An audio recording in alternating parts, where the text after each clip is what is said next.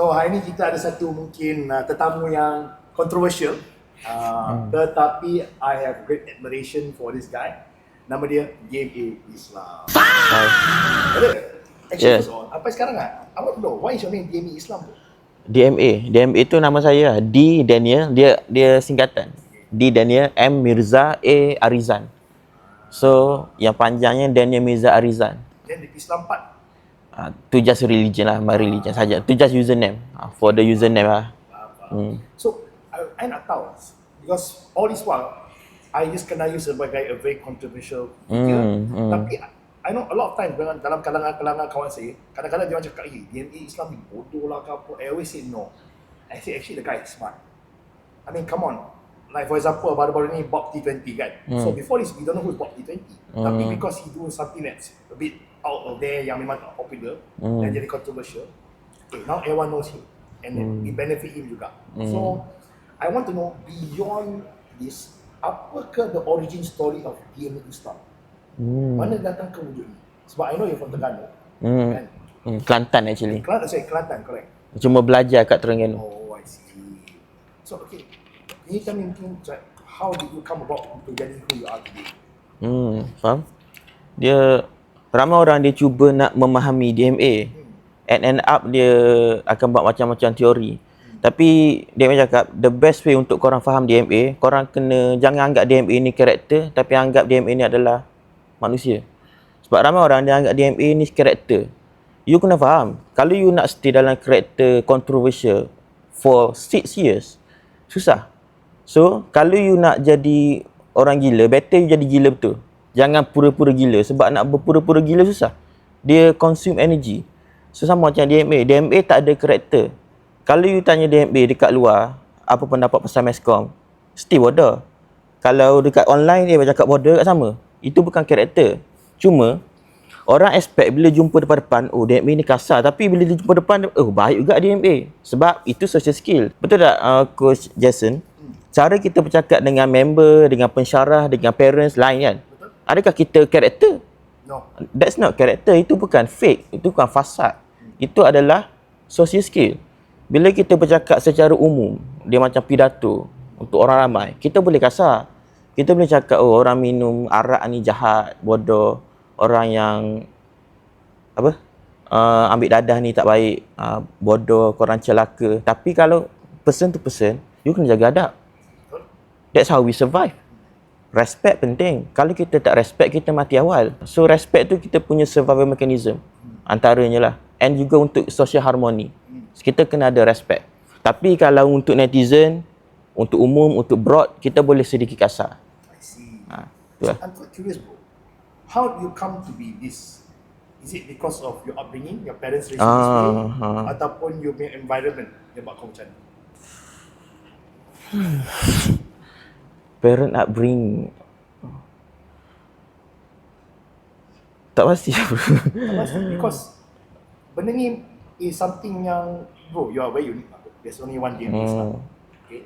So how do you manage to come to this thinking? Adakah kau ni something happen yang mungkin something traumatic happen in your life yang buat kamu jadi macam not character but the person who you are today? Apa yang jadikan kamu macam ni? Dia bagi DMA lah, kalau kita nak cakap pasal sex story, semua orang ada sex story kan. Saya yakin Tuan Alif pun ada sex story, Coach Jason pun ada sex story. Kita semua ada traumatized story, betul tak? Tapi tak semua jadi benda sama, walaupun semua orang ada benda sedih. So bagi DMA maybe, sebab DMA jarang kaji diri sendiri. So susah DMA nak cakap kenapa DMA jadi macam ni. Tapi what forms my opinions, maybe environment, maybe juga, tak tahulah aku just. Yeah, because that's why lah bro. Is for me, I understand the core of a person. That's why I podcast. Sebab saya ada peluang untuk mengaji. Sebab I want to learn from you, honestly. Sebab the way that you put yourself out there, the way that you can come up with content, and I also see content macam Wakau itu, you cakap pasal how you come up with the content and everything kan. So it's very interesting. Wakau? Itu kan you ada pergi training kan. I cakap pasal apa? You talk about how you structure content, you masterclass. So that's why it's very interesting sebab I know Alif, Tapi pun dia pun seorang kan for me quite inspiring, dia story everything. So I pun nak tahu actually okay, how he came to be who he is today. Because okay, let's say if you never deep dive into your back or your origin story, adakah siapa-siapa yang menjadi seorang inspiration? Contohnya let's say like Ashley Walter ke, Andrew Tate ke apa. But I see some similarities dalam karakter tu dengan kamu. Betul. Inspiration inspire. Bagi DMA DMA rasa DMA ada maybe guru ataupun maybe people we learn from. Tapi kalau tahap idola tu maybe tak ada lah. DMA tak idolize siapa-siapa. And I think kita tak boleh idolakan siapa-siapa. Kita kalau nak idolakan orang tu, kita kena idola secara ala carte. Contoh lah, kita idolakan Michael Jackson contoh. Tapi kalau kita idolakan the whole Michael Jackson, dia akan ada buruk dia. Betul tak? So kita kena ambil yang ala carte, ambil yang baik je. Samalah. DMA ambil yang baik ataupun yang DMA rasa baik daripada orang-orang. Daripada pembacaan. Maybe that's how it form my opinions ataupun my stance.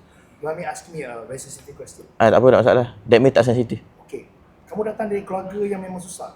Tak, sederhana. Sederhana lah. And then, selesa. But I see kau ni orang yang, how to say you're a very ambitious person. Kan you want more in life. Situ bahaya sebab DMA datang daripada keluarga sederhana. Cuba je fikir. Orang yang datang daripada keluarga miskin, dia faham. Kalau dia minta PS5 dekat parent dia, tak dapat. You kena buat. Orang kat tengah-tengah, dia nak PS5 dapat PS4 contoh, still dapat. Nak makan ada. So dia tak ada drive. Orang yang kaya, dia dah ada mindset kaya daripada parent dia, boleh inherit. Orang tengah-tengah ni dia tak ada apa. Dia selesa, tapi tak ada apa yang drive dia untuk more. Dia tak ada poverty untuk push dia tak ada apa-apa. So that's tricky lah, kat tengah-tengah. Orang kaya dia ada education, dia ada kelebihan dari segi education. Kalau orang miskin, dia ada miskin dia tu untuk push dia. Kat tengah-tengah dia ada apa? So what drives you? I don't know, tak tahu lah. What do you want in life? Adakah kamu ni nak mewah-mewah? Kamu nak leave a legacy behind? Good one, okay. Apa yang dia nak and dia rasa apa yang orang lain pun nak, kita nak jadi seorang yang significant dalam hidup, dalam dunia. Maknanya, bila you ada kat dunia ni ada beza. Contoh lah, ada orang tu, dia ada ke tak ada, tak sama je. Faham? Orang tak kisah. Kita nak jadi orang yang mana bila kita masuk dalam satu ruang, orang tengok. Bila kita ada, orang suka. Ataupun tak kisahlah. Suka maksudnya dapat attention, kontroversi ataupun orang support sama. Maknanya kita ni diingati, kita ni somebody. Faham? Itu kita nak kontroversi pula. Kita nak jadi significant. Kita punya kewujudan dekat bumi ni significant.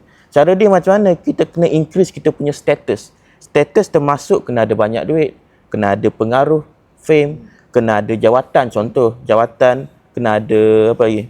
Kena ada awet yang lawa, kena ada badan yang sadar. Faham? Kita kena bina semua kita punya stats. Tu cara nak jadi significant. So, in an ideal setting, kan, you have to have that vision. I love this quote by Arnold Schwarzenegger. You have to really have that vision. You need to be clear vision. He always say clear vision. So kalau clear vision untuk kamu tu, DMA Islam ni dalam let's say 10 tahun daripada sekarang, what is DMA Islam? Adakah dia seorang YB? Adakah dia seorang businessman, entrepreneur? Adapun dia ni continue to be what you are today. What's your evolution? Maka every time, okay, from general public perception, correct me if I'm wrong, brother, tapi general public perception is, this is a kid yang tak mature, yang asyik buat controversial content aja. So that is their mungkin POV. But of course I see it differently. Tapi I'm talking about I play devil's advocate sekarang. So what is that future you? Faham? Sebab DMA punya content sentiasa berubah sebenarnya. Sebab content creation, kalau kau just nak tahu, dia ada dua mazhab. Pertama, mazhab yang standard sifu-sifu TikTok. Dia ajar kita buat skrip, kena kita rancang elok-elok. Dan kita bercakap berdasarkan target kita. Yang macam mana netizen suka, kita cakap macam ni. Scripted. Mazhab kedua adalah kita buat konten berdasarkan siapa diri kita. Apa value kita ada and kita offer dekat netizen. Apa kita punya pandangan and kita bagi honest opinion, honest idea dekat netizen. Mana dia lebih kepada kita mengkontenkan diri kita. So, bila DMA keep improving diri DMA daripada semasa ke semasa, tahun ke tahun, content tu dia secara automatik berubah. And kelebihan mazhab kedua ni iaitu mengkontenkan diri, kita punya idea unlimited. Kita tak terikat dekat satu niche atau dekat satu kotak. Idea unlimited. And yeah, kita attract apa yang kita boleh attract berdasarkan siapa diri kita. And kita paling penting kita tak fake. Mazhab pertama yang mana dia buat skrip, dia asal konten agama ke konten motivasi dalam media sosial baik. Baik gila. Bila jumpa depan-depan, he's not a good human. Sebab apa? Sebab dia buat skrip. Scripted. Tu kelemahan dia lah. Banyak, kalau you jumpa banyak influencer, memang banyak influencer fake gila. Dekat internet baik cakap pasal motivasi, cakap pasal ni. Tapi depan-depan, not a good human. Tak bagus. Kontra dengan DMA, orang ingat DMA ni jahat. Depan-depan, baik tu. Sebab DMA tak fake. DMA just rakam segala kehidupan. Tu cara buat konten Coach Jason. Apa-apa kita buat, kita masak ke, kita masak Maggi ataupun kita bercakap, kita rakam je and post. Itu cara DMA. So tak ada ruang untuk fake. No, I never thought about it. Good that you put it this way juga lah. Sebab I am similar to you. I don't script. Everything I cakap is from my heart. Right? And like you said, it's very tiring to pretend to be someone that you're not for 6-10 years. I about content social media, dah hampir satu dekad dah, almost 10 plus years they are doing social media lah. So if they want to fake that, okay, the truth is we're all actors dalam pelakon dalam media sosial. That's the truth. Sebab you're not going to show everything in our life. Of course, kena ada boundaries. Kita tak ada kongsi kat luar. So no matter what, it's still acting also. Tapi it depends on what's the character that we're playing online juga. For me lah, that's my personal. So I had this conversation dengan Alif the other day. I said, sebab dia ni baru menjinak dalam social media. So dia cakap pun, like, okay bro, kau ni actually, your opinion and your thoughts yang kau tak cakap dekat online, fucking controversial bro. Tapi dia tu actually quite like wow, I pun terkejut. Tapi dia takut nak buat konten macam tu. So Alif you ada soalan tak DNA tak dari segi konten macam mana? I think like how to say I do it that way not to say that I want to be fake, but I'm a family man. So risau sometimes the truth will come back and bite my ass in terms of kalau kena kat I tak apa. You know, me target my wife or my kid, you know, something like that. So that fear is I guess stopping me from sharing what I really think sometimes lah. So that's why I when I reply most of the time, 90% of the time, it'll be a PG-13 punya version. punya political correct answer lah, just to be on the safe side, just because I'm a family guy. I didn't consider sebab macam DNA dengan saya, kita ni bujang, kita tak keluarga. Most to most, you know, my mom lah, you know, affected ke apa. So Bernie, what do you think based on what Ali dah cakap? How do you handle that? Coach Jason, you ada family tak? You tak kahwin tapi you still ada family. Correct. Sama lah I. Ada family, ada adik-beradik kat rumah, ada mak, ayah dah meninggal lah. So dia bila kita buat something memang akan ada risiko. So kalau kita tak mampu terima risiko tu, jangan buat lah. So apa yang Tuan Alif cakap tu benda tu betul lah. Kalau kita tak nak kita punya controversial opinion dia ganggu kita punya family dan sebagainya, so kita jangan buat sebab risiko tu tetap ada. Cuma kalau kita nak buat juga, kita boleh minimize risiko tu. Contohlah, what's the worst thing can happen kalau kita buat controversial opinion online kepada family kita? Berfikir dia kena harass online ataupun in person. So pertama nak counter tu jangan expose family. Sebab tu DMA tak pernah. DMA very secretive tentang DMA punya family. Sebab tu bahaya. Dia punya awet tak beritahu, senyap. Tu antara cara dia. Faham? So kita kena bina something untuk counter kita punya risk. Tapi paling penting kena kaya lah. Sebab bila kita kaya, lagi susah untuk kita dianiaya oleh sesiapa. Betul? Interesting. So now, I nak pindah kepada benda yang different bit, which is, okay, as you know, saya dengan Alif ni, kita ni orang yang pergi ke gym. In fact, I'm also a fitness influencer lah. So, one of the statement yang I pernah nampak yang macam, apa dia cakap macam ni is that kau cakapkan ada setengah influencer ni yang pergi gym macam gay. Why? Kenapa? Okay. Mana so, bro, saya gay ke? Tu personal. DMA tak touch personal. DMA hanya bincang idea. Okay. Faham? Okay. So, masuk gear di situ bukan makna gear literal, suka lelaki. Gear di situ maknanya kelemahan. Weakness, contohnya weakness dari segi mental strength, emotional, suka gaduh pasal orang, dekat internet stage video orang. Coach Jason tak akan pernah jumpa fitness influencer kat Malaysia yang pertama, tak pernah tunggang isu. Kedua, tak pernah attack orang. Ketiga, yang tak emotional. Mesti ada salah satu. Mustahil. Fitness influencer kat Malaysia, tak kisahlah high rocks ke bodybuilding, mesti ada buat salah satu tiga ni. Tu jangan cakap, you guys are fucking emotional. Bukan semua. Of course lah tak boleh general semua. Tapi the majorities are. You're right. Okay. Sebab apa? Okay. Bila kita keluarkan statement, kita kena ada dia punya, apakah dia punya causal mechanism untuk backup. Okay. Kenapa orang yang pergi gym, yang hidup dia gym, ni untuk orang yang hidup dia gym. Maybe seminggu dia pergi 6 kali seminggu ataupun 7 kali seminggu. Oh shit. Orang macam ni. Bukan orang yang gym goers yang biasa-biasa. Netizen tak, tu tak. Maknanya memang dia punya identiti dia terikat dekat dia punya badan saja. Tu masalah. Sebab apa? Pertama, orang yang pergi gym ni dia punya starting point tak lawa. Dia punya starting point tak cantik. Sebab apa?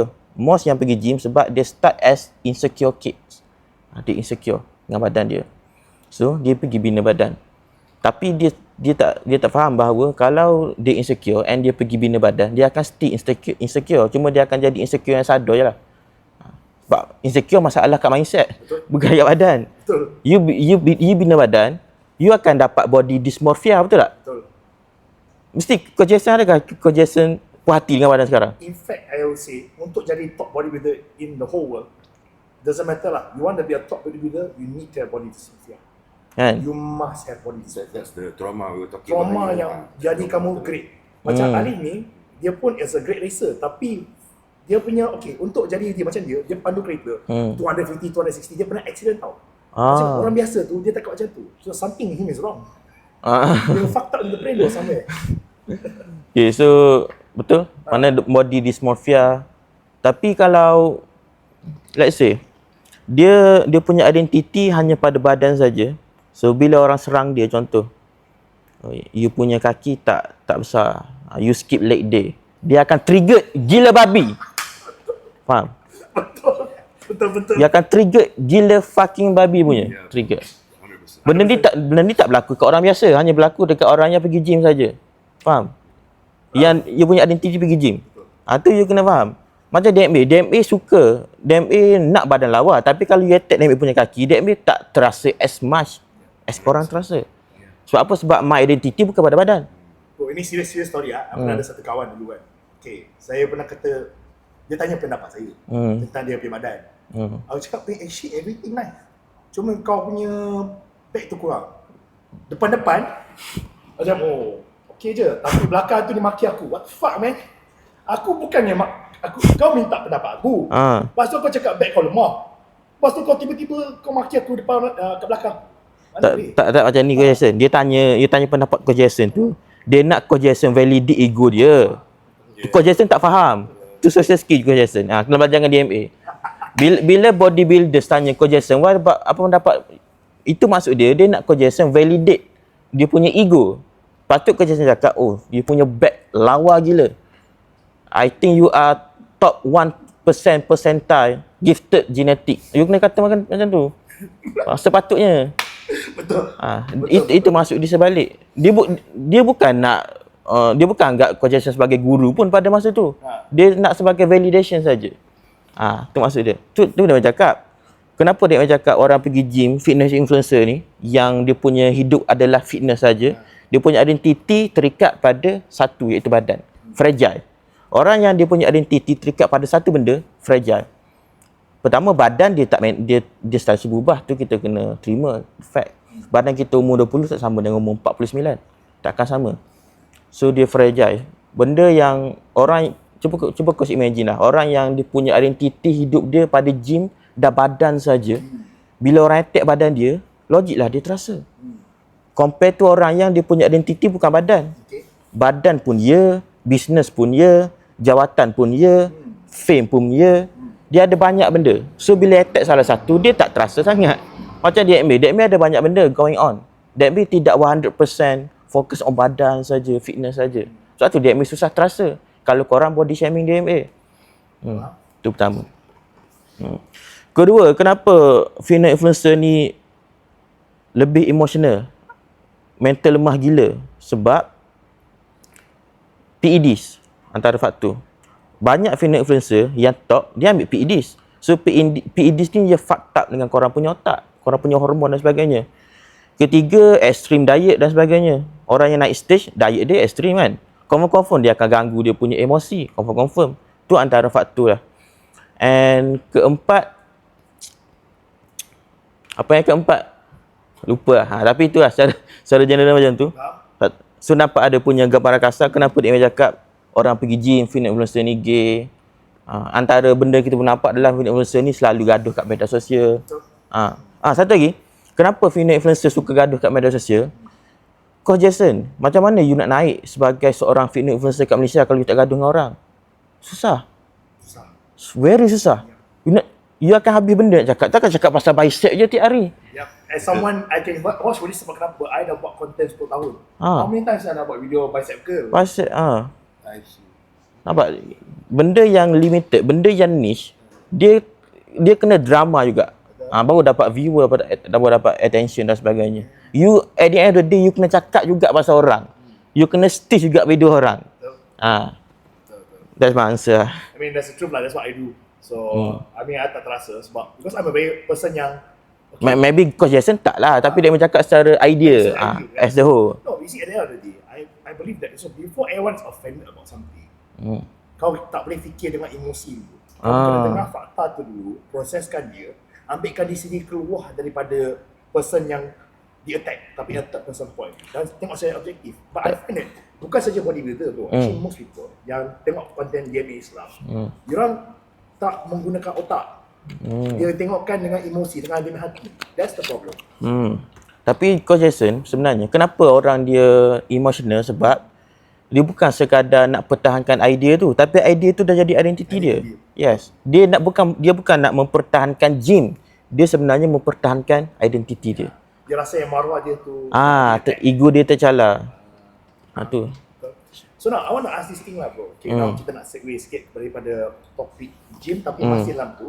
Tapi baru-baru ni, I nampak satu video yang, was quite triggering lah for a lot of gym bros kan. Lepas tu, I tunjuk video tu kepada Alif. Tu gym, apa? Tak boleh. Bro, boleh tak? Tanya bro. Video apa?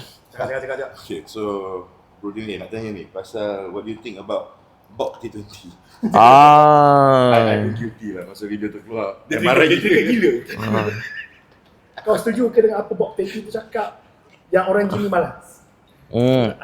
Okay, cuba phrase apa yang idea. Malas dan tak ada duit. Orang yang pergi gym, orang yang malas dan tak ada duit. Faham. Apa yang dia faham, Bok T20 cakap macam ni kan. Dia kata mindset B40 ni suka pergi gym. Betul tak? Yes. Okay. Kita strip away semua emotion, kita tengok idea saja, kebenaran, and kita buang kita punya identiti untuk sementara waktu. Okay. Bok T20 cakap orang miskin B40 dia banyak pergi gym. Okay, kalau kita nak bersangka baik, maybe apa yang Bok cakap adalah bila you pergi gym banyak sangat, you akan jadi miskin. And tu that means setuju. Sebab kalau you pergi gym 6 kali seminggu, you tak boleh jadi successful entrepreneur. Susahlah as mula-mula sebab you banyak invest dekat gym. Contoh, setiap hari you spend 5 jam dekat gym. Setiap hari 5 jam. Selama 6 kali seminggu. Dah banyak masa tu yang you boleh invest dekat benda lain, you invest kat gym. So, terlampau banyak buat something, dia akan mengganggu aspek hidup lain. Contohlah, Coach Jason, kalau kita buat cardio, adakah dia ganggu kita punya gain masa bagi you? Kita just for health heart ataupun nak lose fat macam tu lah. No, dia adalah ultra marathon. Ultra marathon. Yes. Betul tak dia akan ganggu gain? Yes, betul. 100%. Maknanya, sesuatu benda yang dibuat banyak sangat, kalau buat sikit, dia boleh jadi enhancers. Contoh, kita buat cardio sikit, maybe dia boleh bantu muscle gain, betul tak? Tapi kalau kita buat cardio banyak sangat, dia akan ganggu kita punya muscle gain. Sama dengan gym. Kalau kita buat gym sikit, contoh sehari sejam, 3 kali seminggu, 4 kali seminggu contoh. Dia akan bantu kita untuk buat bisnes. We will have more energy untuk buat bisnes, otak kita makin bagus. Tapi kalau kita pergi gym 6 jam sehari, selama 6 kali seminggu, dia akan ganggu bisnes. Confirm. Maknanya, satu benda kita buat sikit, dia akan jadi enhancers, amplifier. Kalau kita buat banyak, dia akan jadi competition dengan aspek hidup lain. Sebab kita punya masa, energy limited. So, itulah side kebenaran apa yang Bob tu nanti cakap. Okay, tapi dari segi kau nampak kan, okay, sebab that time dia ada sedikit dispute kan antara Jojo dan Bob T20. So Jojo pun kata satu benda yang saya tak setuju, which is orang gemuk ni semua malas. Sebab my point of view is this, sebab saya ni seorang yang trainer, dah 10 tahun dalam industri ni. I ni dah dapat peluang untuk mengenali orang-orang yang memang gemuk, tapi diorang actually tak malas. Actually diorang macam they have priorities in life. Dia kena jaga business, dia jaga keluarga.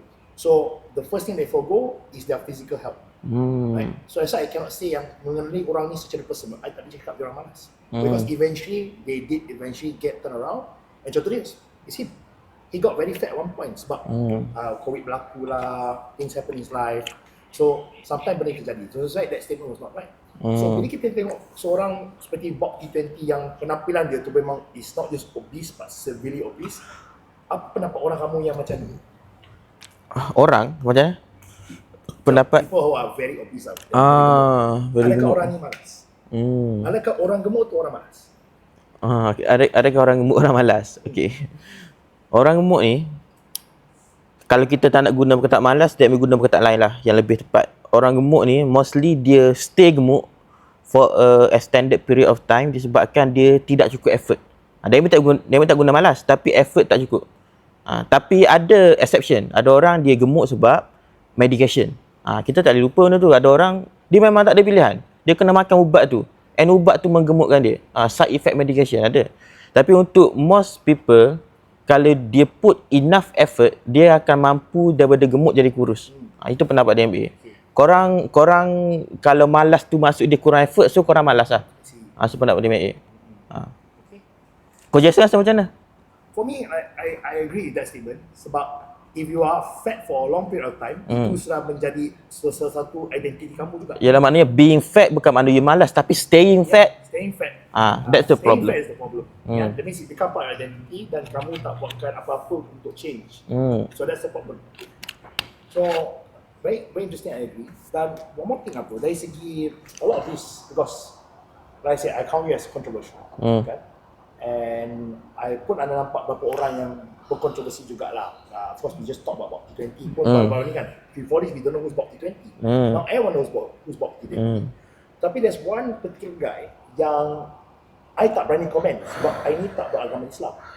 Okay? Nama dia lah Tariq Fit. Apa pendapat kamu tak ada Tariq Fit? Adakah dia tu terlalu menggunakan, because I'm not educated in this, I want to ask you.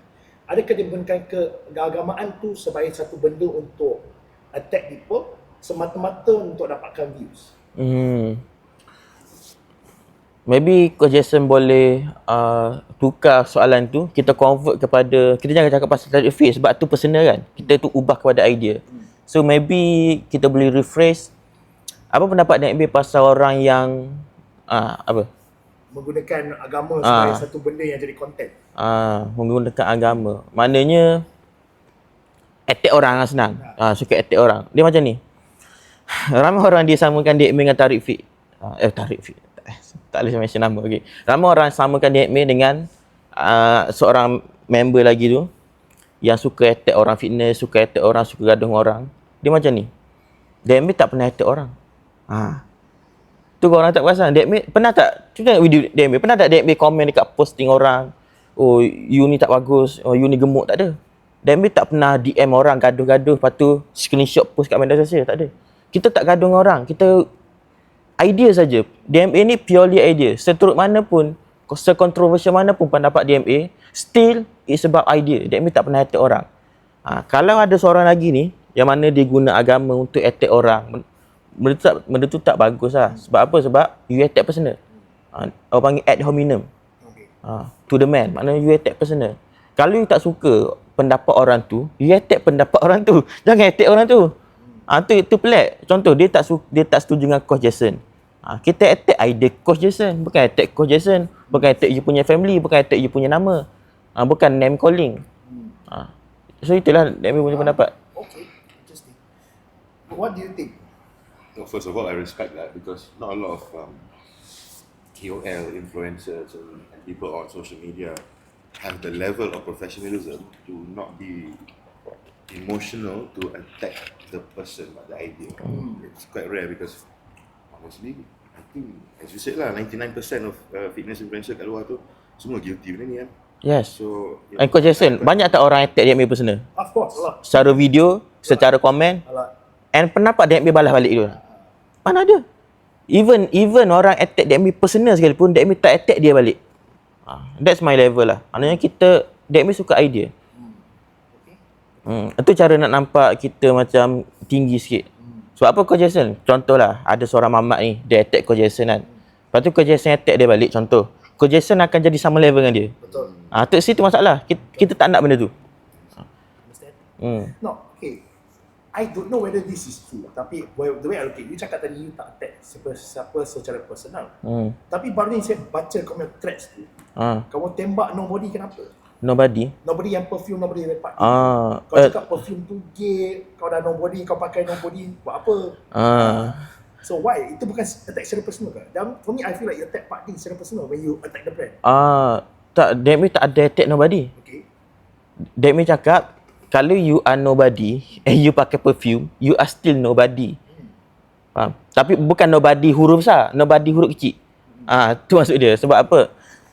Okay, kenapa Demi attack perfume kat Thread? Itu adalah satu kempen. Demi dibayar sebenarnya.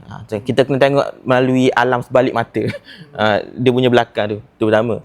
Tapi still is an honest opinion. Sebab apa? Sebab ada orang dia rasa perfume tu akan ubah hidup dia. Maknanya contohlah dia seorang loser, dia tak ada aura, tak ada achievement, orang tak respect. Tiba-tiba pakai perfume orang respect. Mana ada? Perfume ni dia just sebab you wangi je. Tu je. You wangi, orang sedang nak dekat, tu je. Tapi you kena bina something dulu.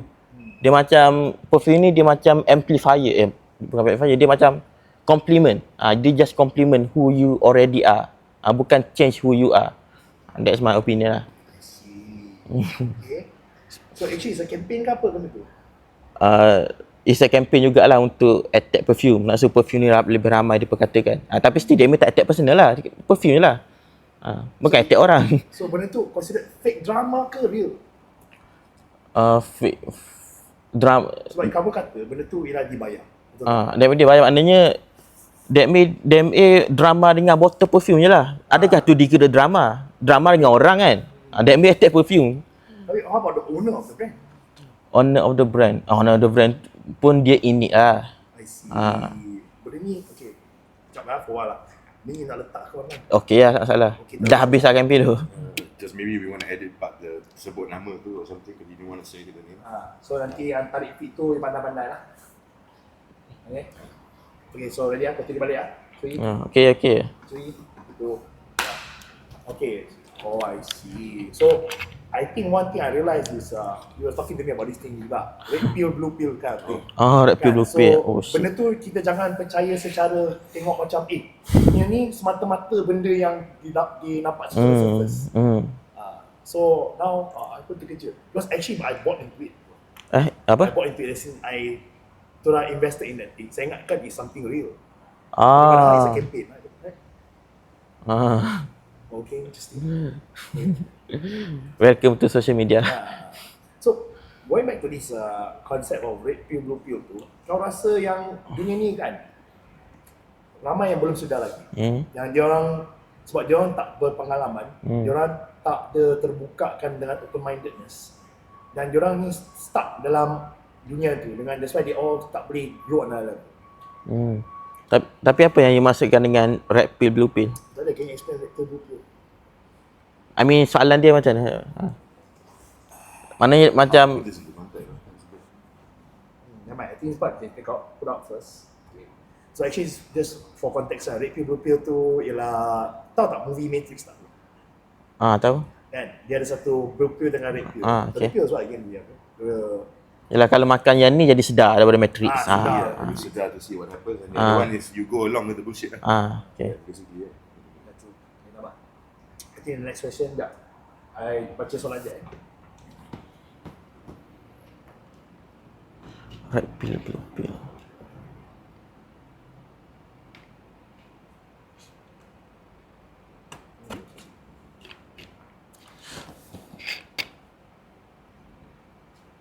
Okay. The few things I want to ask next of this. Number one is pasal the boxing match yang kau buat tu. Whether dia ada effect kamu ke tak apa.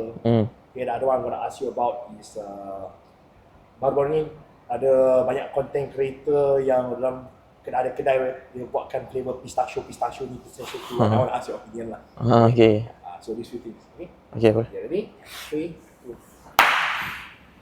Okay. So, sekarang ni saya tanya sebab I rasa yang baru-baru ni selepas kau punya boxing match tu, yang kau lawan dengan Abang Cora itu, then I tiba-tiba rasa macam start itu kan, dia punya traction ke apa, I don't know whether it's my algorithm or what, tapi dia start jadi less and less.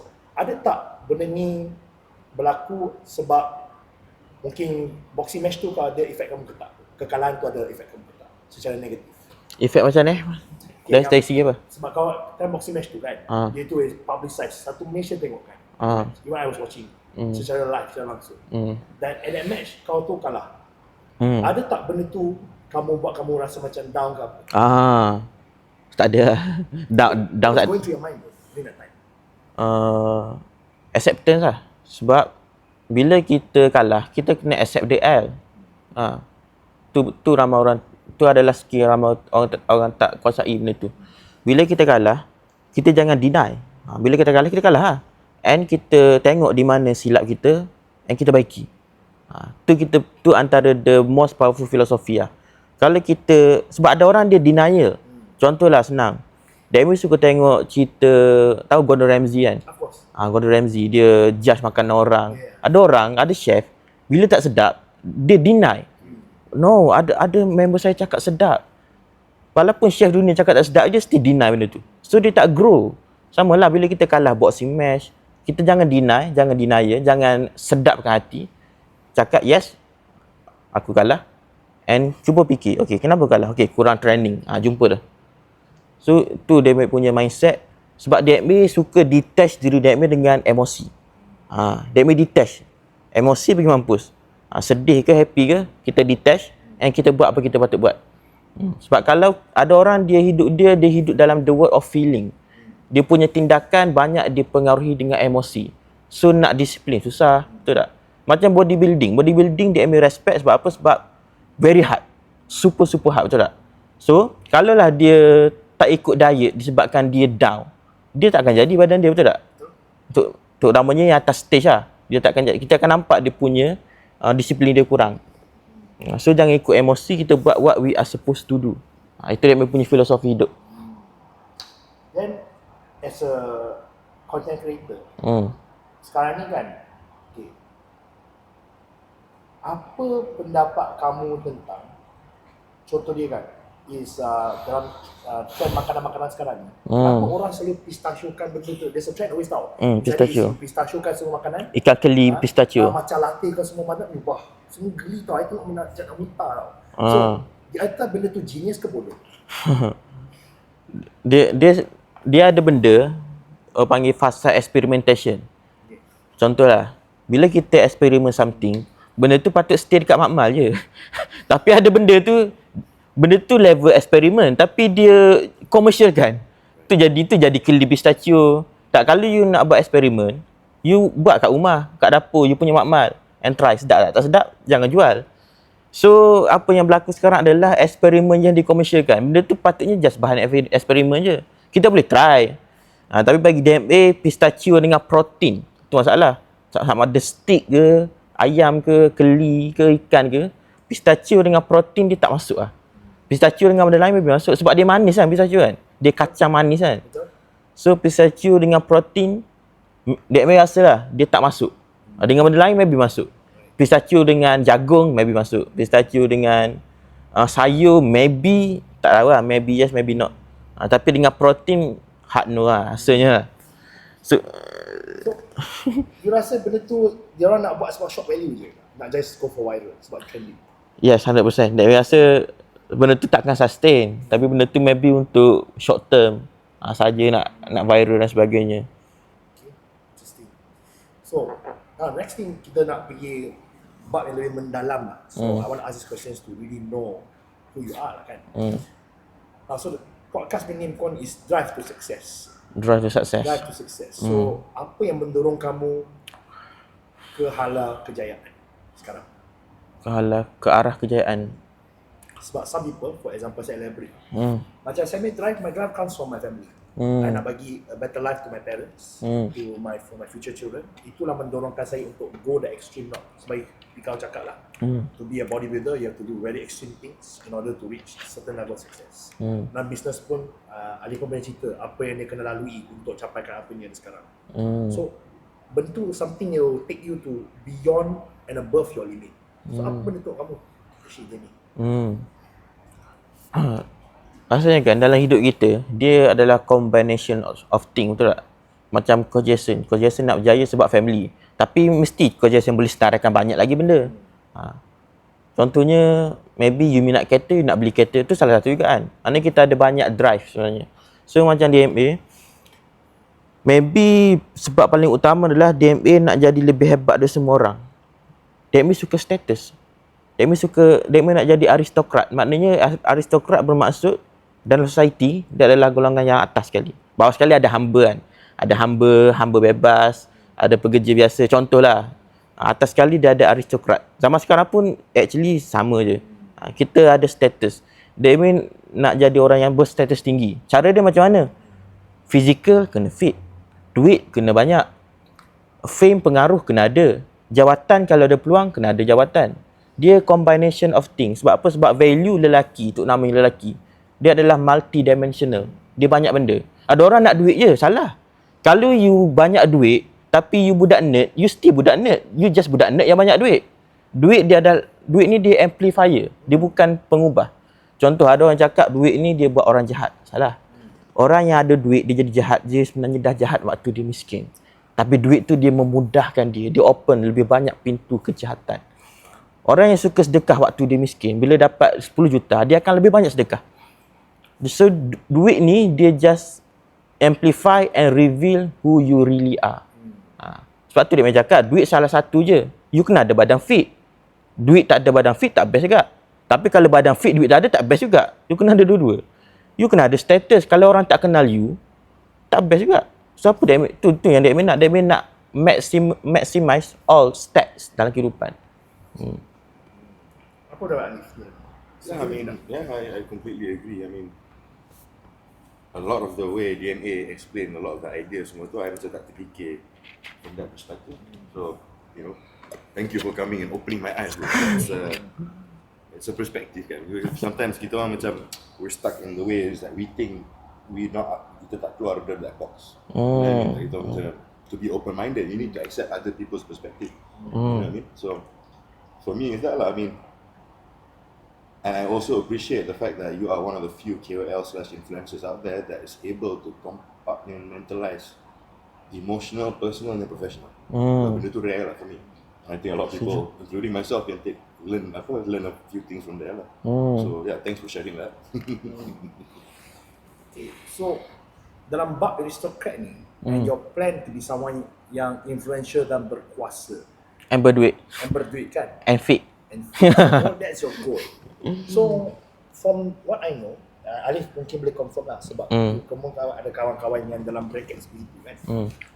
So from people that I know, orang yang betul-betul tansi all this, okay. So it means that for example, you want to reach to a status yang macam orang yang boleh kawal, like for example, some people are like, you know what I call it, lobbying. You know what's lobbying kan? Untuk lobbykan sesuatu benda. Maksudnya kamu tu membayar secara belakang kepada ahli-ahli politician, Illuminati. something like that lah, influence behind. Okay. So of course you need a lot of money for that. Okay. But all these people, diorang ni macam tahu tak, okay, diorang terkenal tapi they don't talk a lot. Faham. Kan dia just behind the scene, you know, come out in newspaper, everything. In fact, orang yang paling kaya, okay, you know what?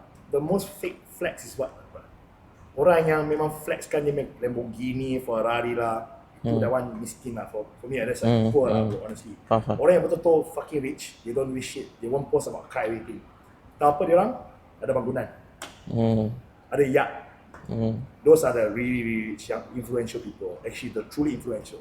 The fake influential, very loud. They talk a lot. So, the route that you want to go to, is it more towards yang this one atau this one?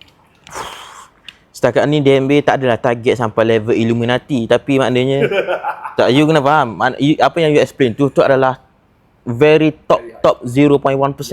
Orang tu orang yang kawal dunia. Yes. Maknanya yes, dia duit tu bukan lagi masalah. Dia tak nak, orang macam ni tak nak duit dah. Dia nak kuasa. So kita kena faham, manusia dia nak duit, dia nak kuasa. Kalau dia dah ada duit, dia tak nak duit dah, dia nak kuasa. Tu level Illuminati punya. Cuma apa message dia adalah korang tak perlu reach to that Illuminati level. You tak perlu target Illuminati pun. You just perlu target at least top 5% pun tak apa, ataupun top 10% pun tak apa. Faham?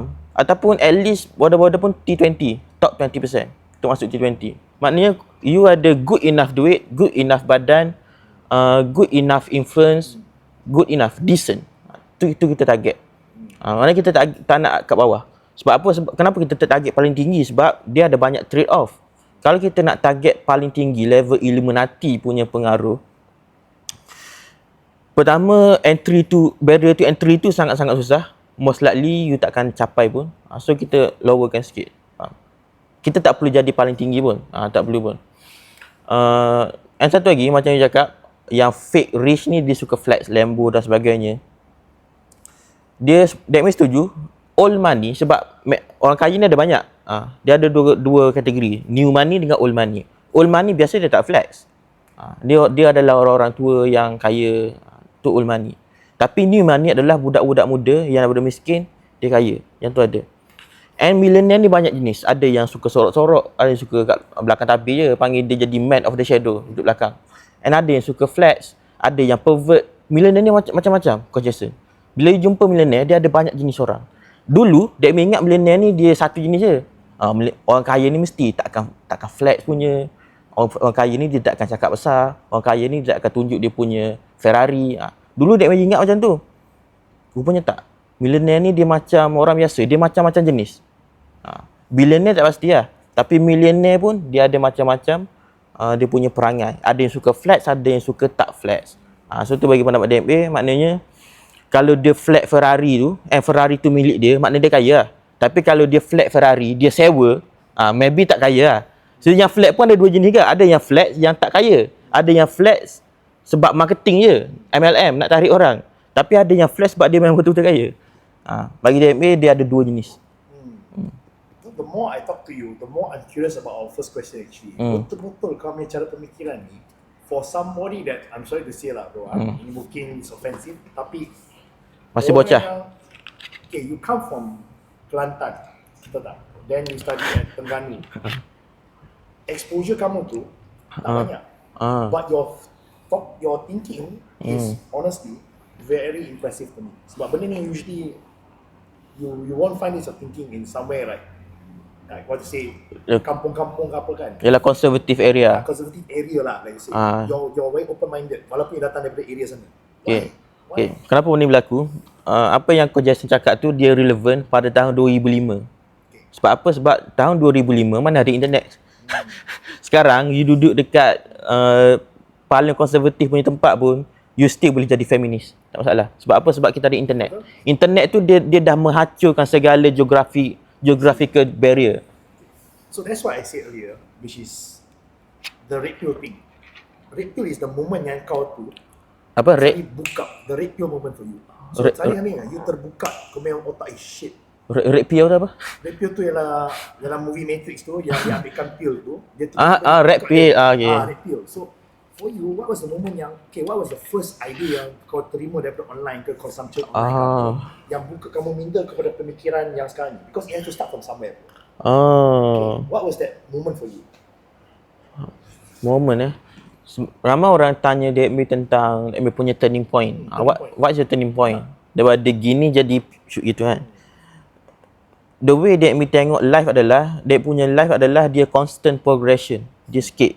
dia sikit. So it's hard for me to determine yang mana turning point. Sebab I keep improving myself slowly.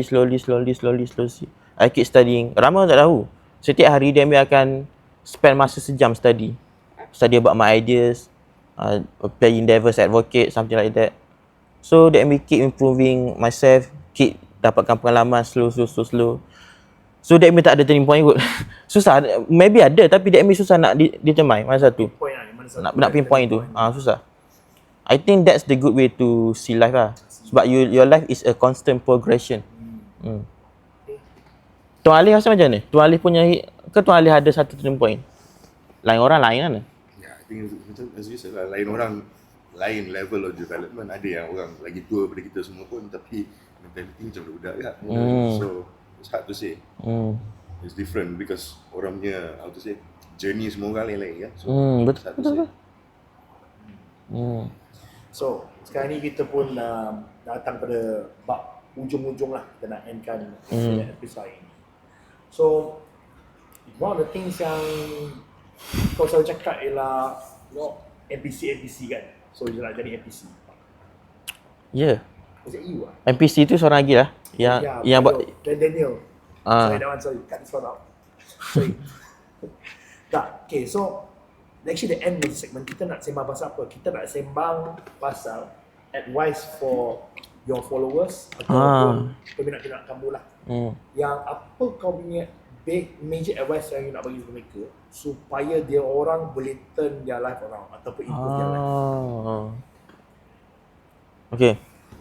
So a good philosophy adalah kalau kita nak improve kita punya hidup kan, pertama you kena salahkan diri you. Always blame yourself. Itu paling penting. Contoh, kalau business, contoh you buat business and business you gagal, you boleh salahkan diri you, ataupun you boleh salahkan kawan, you boleh salahkan market, you boleh salahkan ekonomi, and you boleh salahkan Tuhan. Banyak benda you boleh salahkan. Tapi kalau you tak blame yourself, you tak akan grow. Orang yang asyik blame benda lain, oh saya gagal ni sebab member tak supportive, family tak support saya. Dia signal bahawa hidup dia tak ada kawalan. Dia tak ada kawalan, tak ada level terhadap hidup dia. Orang yang asyik blame diri dia, itu bermaksud dia ambil accountability for his failure. Itu paling penting. You nak kaya, you nak banyak duit, always blame yourself. Even kalau hujan and kita basah, still salah kita. Kenapa tak bawa payung? Betul tak? So, itu filosofi yang paling penting, salahkan diri kita. Kita salah. You miskin, salah you. Bukan salah kapitalis. Bukan salah Yahudi. Bukan. Tak ada Yahudi yang duduk depan rumah you and halang you buat bisnes. Tak ada. Siapa kat sini B40? Ada tak pagi-pagi Yahudi pergi rumah korang and halang korang buat bisnes? Tak ada guys. Salah kita. Yes, ekonomi betul. Ekonomi is part of the equation. Dia punya family background is part of the equation. Kita tak nafi benda tu. Tapi maybe there must be something you can do regardless of your circumstances. Betul tak? So salahkan diri kita. Always salahkan diri kita. Kita gagal bercinta, kita punya awet curang, salah kita juga. Sebab apa? Sebab kalau kita ni the best lelaki di mata dia, dia takkan curang. Maknanya kita dicurangi sebab kita kalah persaingan dengan lelaki lain. Dia nampak lelaki lain better daripada kita. Still salah kita. Jangan salahkan awet kita. Itu dia punya filosofi yang paling the best lah bagi me. Always blame yourself. Always blame yourself. Accountability. Maknanya cara kalau sopannya accountability. Secara sopannya always take accountability for benda-benda yang you gagal. Termasuklah benda baik. Kalau you berjaya, you kena ambil kredit juga. So Alif, ada tak apa-apa feedback tentang apa yang dia kata? No, I mean,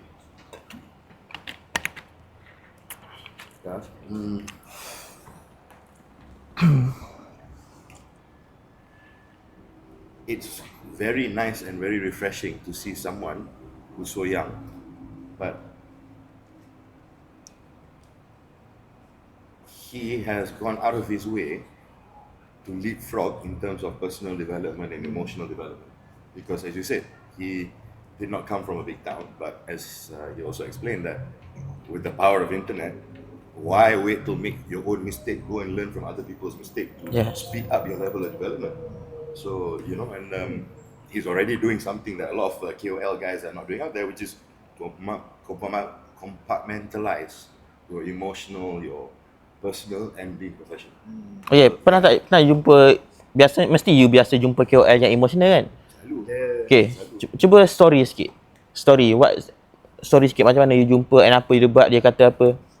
No, I mean most influencers or KOLs out there, I feel diorang reactive macam you or someone controversial says something, they react because beremosi. Diorang tak ada take the time to take 2-3 days out and then 2-3 days. 2-3 days because kita macam like for example tengah kerja, kalau employee I make a mistake, jangan tiaw dia time marah. You have to take a step back, time marah to relax, think about it, and then because the worst thing you can do to someone is by saying something when you tengah emotional, you're gonna regret later on, and then you cannot pull back that time, that moment is already done.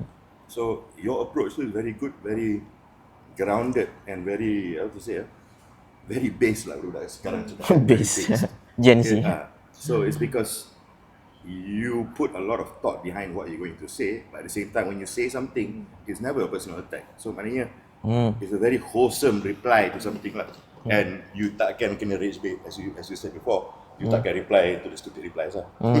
So Mustahil I lah. recommend that because not a lot of old people can do that, let alone young people like you. So Betul? yeah, I think that's something that I can learn from you. Coach Jason, I rasa I nak tambah satu lagi. Tadi kan Coach Jason cakap nak berjaya kan untuk ubah follower, nak ubah hidup dia. They may mention tadi always blame yourself kan. Kedua, kena bersyukur. Bersyukur bahasa Inggeris apa? Bersyukur? Gratitude. Gratitude. Okay. Okay. I think tak kisah you agama apa sekalipun, betul tak? Dalam agama tu mesti diajar kalau bersyukur, you punya rezeki makin banyak, betul tak? Betul. Okay. Kadang ada benda orang dia spiritual, dia percaya benda ni. Tapi untuk orang yang tak percaya spiritual, dia sekular sekalipun, still bersyukur akan tambah rezeki you, akan tambah you punya sale dan sebagainya. Kenapa? Okay. Kita compare dua individu. Pertama, dia tak bersyukur. Kedua, dia bersyukur. Dua-dua ni gagal bisnes. Orang yang tak bersyukur, dia akan nampak gagal. Dia akan nampak, oh, gagal lah. Dia akan nampak semua bad thing yang happen to life. Orang yang bersyukur, walaupun dia gagal, tapi dia akan nampak dia punya kelebihan. Contoh, okay, sale gagal, tapi aku still ada duit 5,000, aku still ada kesihatan. So, tu satu panggil kelebihan yang major tu. Kenapa Coach Jason? Sewaktu dia gagal, tapi dia bersyukur, dia nampak kelebihan yang dia ada, and dia boleh guna kelebihan tu untuk recover. Faham tak? Logik tak?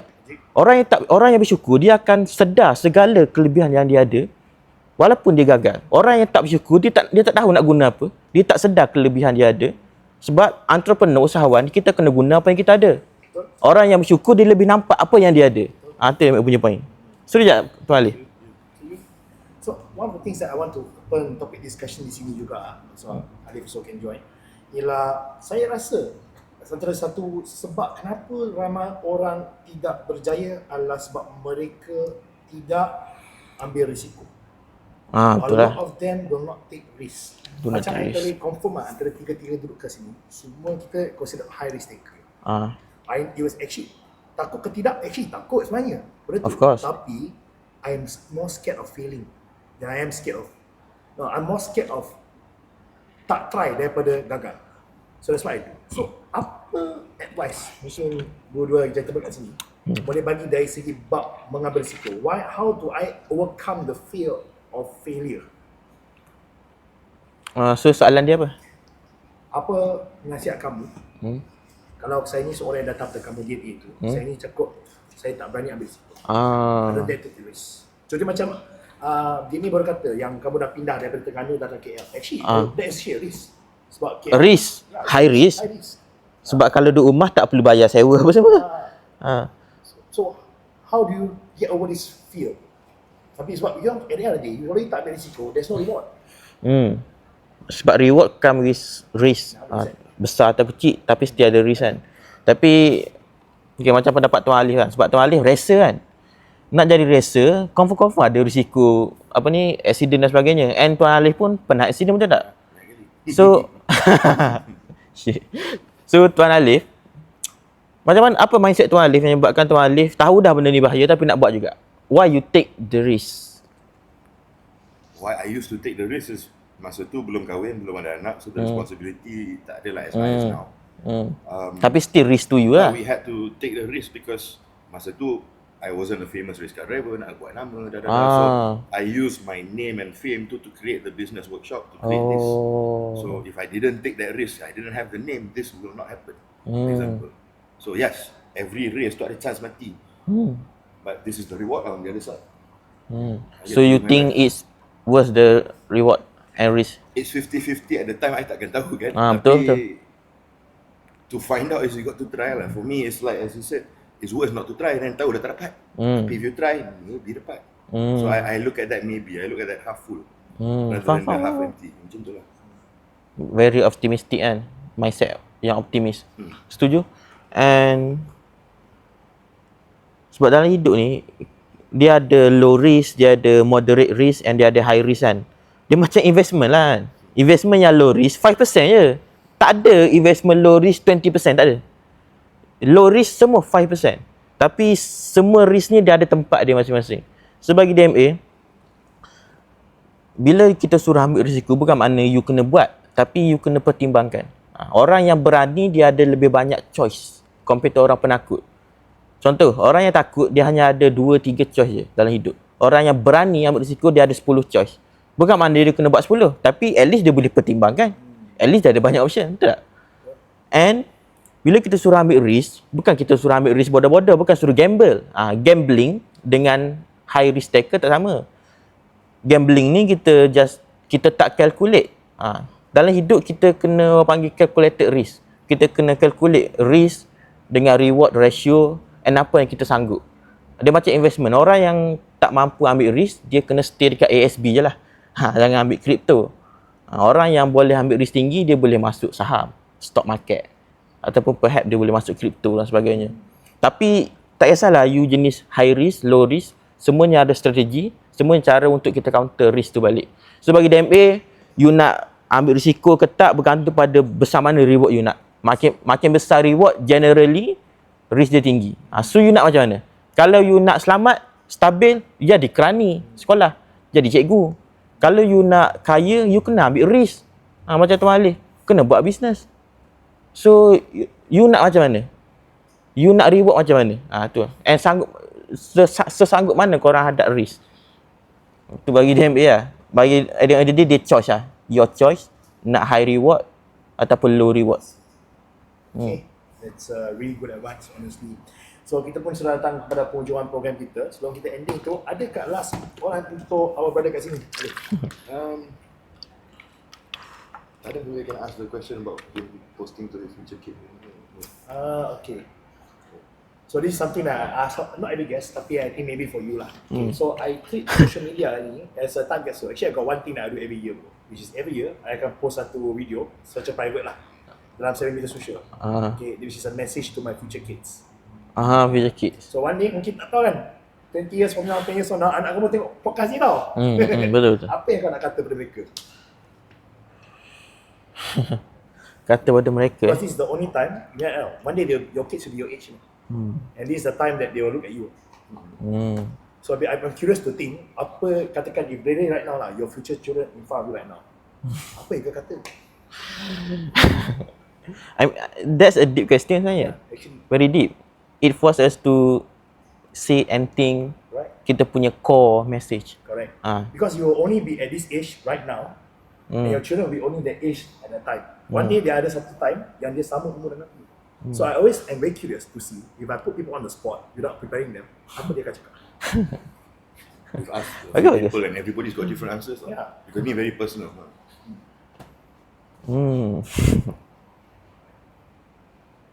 Pandai Macam mana? Susah. So kalau contoh dekat anak-anak DMA nanti, apa yang dia akan pesan adalah dia assume maybe korang berada pada tahun 2040 ke, contoh. And maybe masa tu internet tidak collect, so korang tengoklah video DMA yang lama-lama. Itulah message DMA. Tapi antara core message adalah always blame yourself, jangan salahkan you punya circumstances, and you kena kejar status dalam hidup sebab macam tu lah DMB kejar. So maybe kalau you nak ikut jejak langkah you punya ayah, you boleh buat macam ni. Ataupun kalau you nak jadi low risk taker, you boleh stay jadi kerani kalau benda tu masih wujud pada waktu tu. I don't know masa depan macam mana. Tapi gitulah guys. Korang jangan jadi hamba netizen sebab ada orang dia behave berdasarkan bagaimana society nak dia behave. Dia unwilling to be cringe. Bila you are unwilling to be cringe, you are limiting your true potential. Sebab apa? Sebab you takut dengan apa orang cakap. So itulah message yang baik. Okay. Be cringe. Okay, be cringe. Alright. So anyways, it's true lah. Okay, I pun setuju. Yang you never, if you don't cringe, you really are speaking kan, you will never go anywhere in life. Okay, you in the beginning cringe, tapi one day people respect you. Bila dah berjaya. Bila berjaya. Right, but the starting is always cringe. So inilah dah datang pada penghujungan program kita. Saya nak ucapkan terima kasih sangat-sangat lah DMA walaupun notis tu sangat pendek. Dia on the spot cakap okay bro, let's do it. Boleh ya. Yeah, so guys, thank you for watching Drive to Success Podcast. InsyaAllah kita akan dapat lagi banyak guest yang datang di sini yang akan dapat memberikan dan menambahkan value di dalam korang hidup. Antara dia lah of course DMA hari ni. I pun belajar a lot. Actually, I come out of this. I memang dah respect you bro. Honestly, I already respect you before this. Even before I met you, I already respect you. Tapi after this podcast, I have a even more deeper respect for who you are as a person. Honestly. I think paling penting sekali yang kita boleh nampak adalah kita tak attack orang. Tu paling penting. Tu satu ethics yang bagi DMA semua orang kena jaga. Tak setuju dengan dia tak apa. Attack idea saja. Jangan attack orang. I agree. It's never rational to attack person. Kan? I agree. So, thank you guys for watching Drive to Success Podcast. Jangan lupa untuk follow kita di ruang media sosial kita, walaupun di YouTube terlalu format. Of course di social media kita ada TikTok dan IG juga. So until next time, this is Drive to Success Podcast. And Okay. good.